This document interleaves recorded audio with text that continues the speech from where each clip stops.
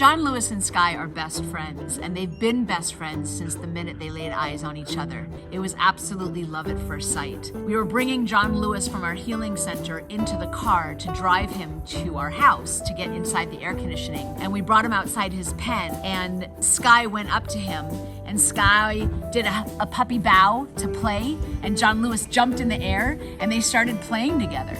And they've been playmates ever since. Sky is an Australian Shepherd, and he's actually a herding dog. So prior to John Lewis, he was actually not that pleasant around our other animals. I mean, he was gentle, but he would want to nip at their noses and nip at their heels to herd them. But somehow with John Lewis, he does not have the drive to nip at him or herd him.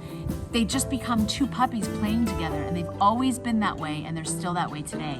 They enjoy each other's company, they allow the other to be exactly who they are, and they get along really well. They just play and chase each other around the yard, around the pastures. Sky will chase John Lewis will chase Sky, and when they're next to each other, John Lewis will bonk, and Sky will chew, and they just wrestle like a couple of puppies. They'll also pick up sticks together.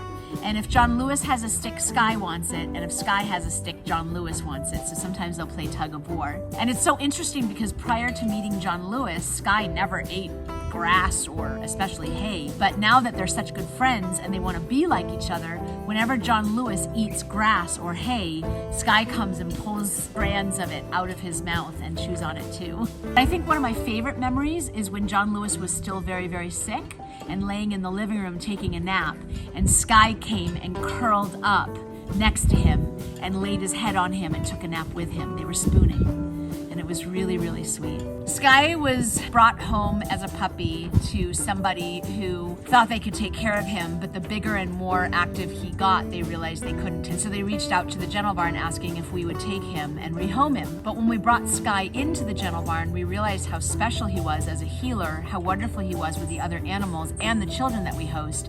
And we decided to keep him as our therapy dog. John Lewis was born inside a slaughterhouse. Here at the Gentle Barn, we have an arrangement with the owner of the slaughterhouse that calls us whenever animals are born inside there. And typically we're able to rescue the mom and the baby, but this time because the mom was so sick, we were only able to save the baby.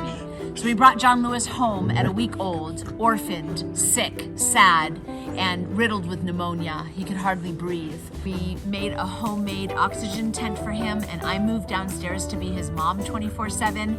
And I think the love, the air conditioning, and the great vet care enabled John Lewis to get stronger and healthier every single day.